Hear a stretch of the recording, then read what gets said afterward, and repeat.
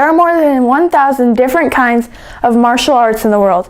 The two biggest known ones are karate, which is Japanese, and kung fu, which is Chinese. Made in 1961, it was made by a man named In Hook Soo. Kuk Sol Won was centered around respect and self-defense. The students learn hand, leg, and falling techniques. We have a school in Monmouth, Illinois. It's run by Randy Timmerman, or Sir Randy, as the students call them. My favorite thing about Kuk Sol Won is that a lot of martial arts either just do forms or just do weapons or just do techniques, and we're a system of all different Korean martial arts. So we spar, we do techniques, we do forms, we have a lot of weaponry. We also have the ground game of wrestling, as like some call jiu-jitsu, but this is like Kuk Sol wrestling as we call it. A lot of different kinds of sparring. So it's a big system of different martial arts. My favorite thing to do is the weapons that we get to learn.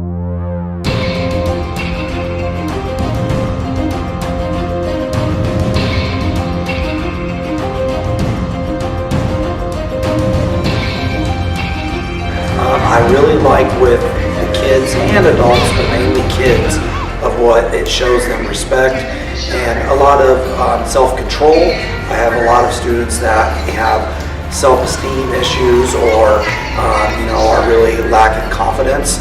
So I like to see the confidence build in them as I teach them. And of course, learning how to defend themselves is also a really awesome big part of it.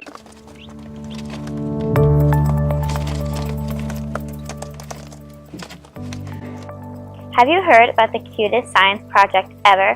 Hi, I'm Rachel Leary reporting for United Junior High's Broadcast Club. You probably already know about the adorable baby chicks being hatched in Mr. Young and Mrs. Reiner's classroom. But did you know that not everyone always got to participate? Last year, this project was only available for the 8th graders. But this year, all the grades get to participate.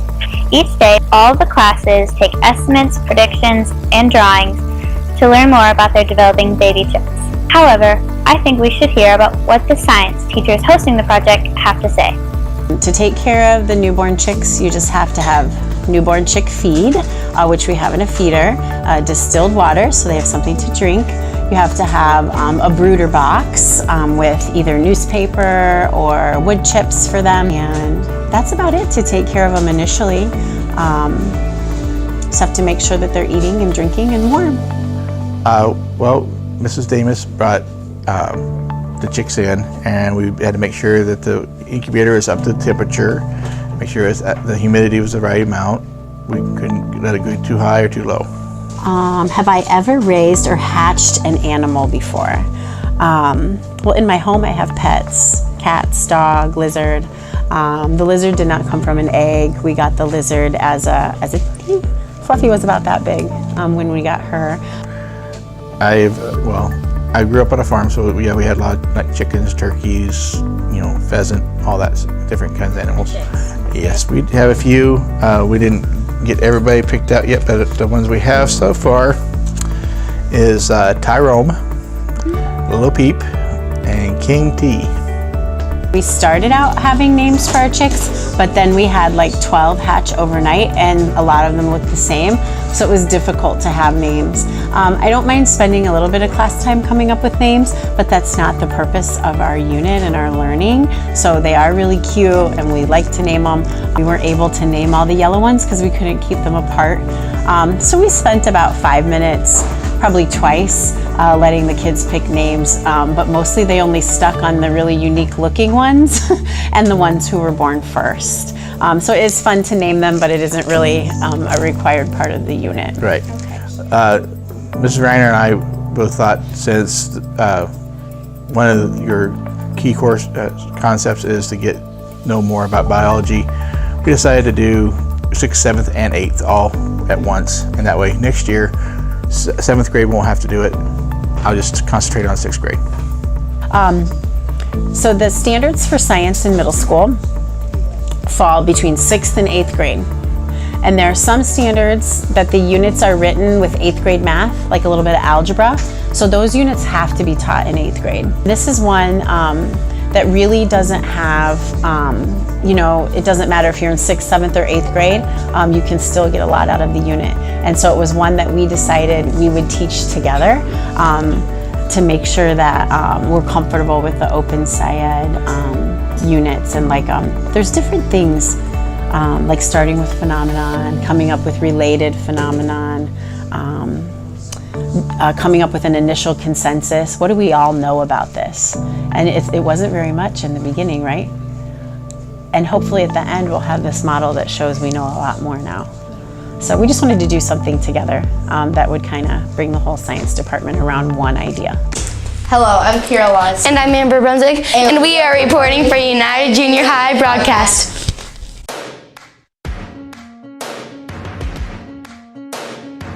Do you know what a wax museum is? Well, according to the Merriam-Webster Dictionary, a wax museum is a place where wax figures are exhibited. Wow, that sounds super boring. But on April 17th, United Junior High brought the wax museum to life. Thriller! What was she doing? I'm just wondering how cool the wax museum was. Anyways, let's go back in time and look at some pictures.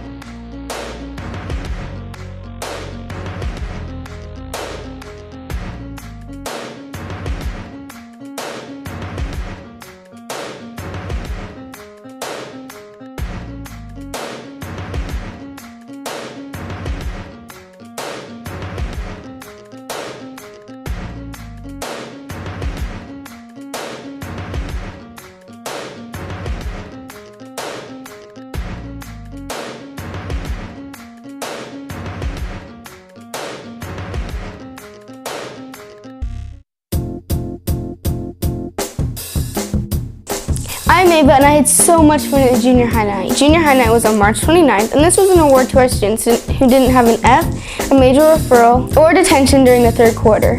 There was 4 activities you could do. You could do dodgeball tournament, the cakewalk, watch movies, or you could play video games.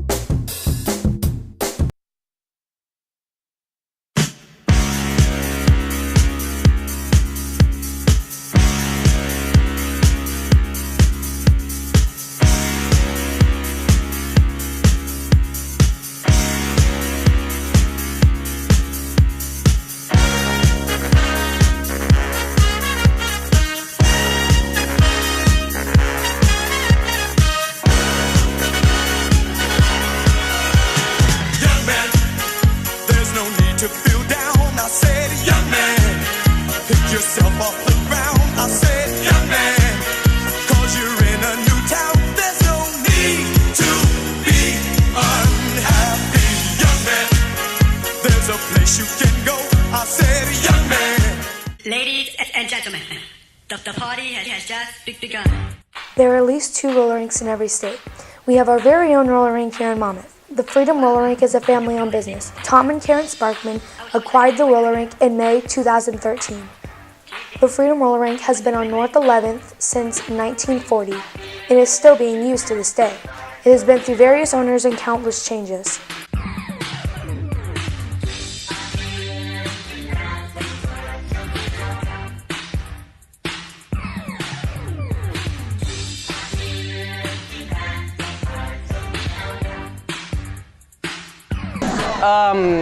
About every Friday. I never go Saturday, but like sometimes I don't go. If my dad is working, then I don't go. Honestly, I have a horrible taste in music, so not at all.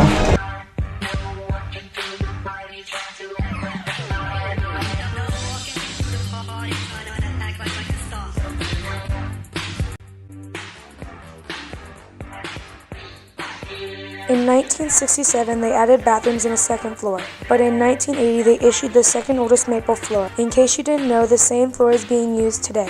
And they continued making changes such as adding a party room, carpet, and updating their sound system, and new skates. They also completed the snack bar in 2016. A lot of people. 100. Back in second grade when I got asked if I wanted to go skating, and I said yes, and I just went ever since. And yeah, I came back tonight, and it's pretty fun. It wasn't a plan, it just kind of happened. I have always grown up in a roller rink, and when we found the one here, we were told that it was up for sale, and we decided there was nothing else in this community to really do for kids. And my husband and I talked about it and prayed about it and thought that this was a good thing to keep going in the community. So we purchased the rink. It was just a fluke thing. Challenging. Most of the time I really enjoy it. I enjoy seeing the kids happy. I enjoy that there is a place for them to go, that they can not only exercise but have a place to gather together, and it's good to see them. It's great to watch the kids grow year after year, and there's been a lot of kids like yourself who I've seen grow and blossom, and it's very, very rewarding. I go on Friday every month or so, every month or two. Skating is a fun and easy sport to learn how to do, but hard for many people. But you can enjoy a night of skating from Friday 7 to 9:30 or from 7 to 10 on Saturday. So for your next birthday party, plan at the Freedom Roller Rink in Monmouth.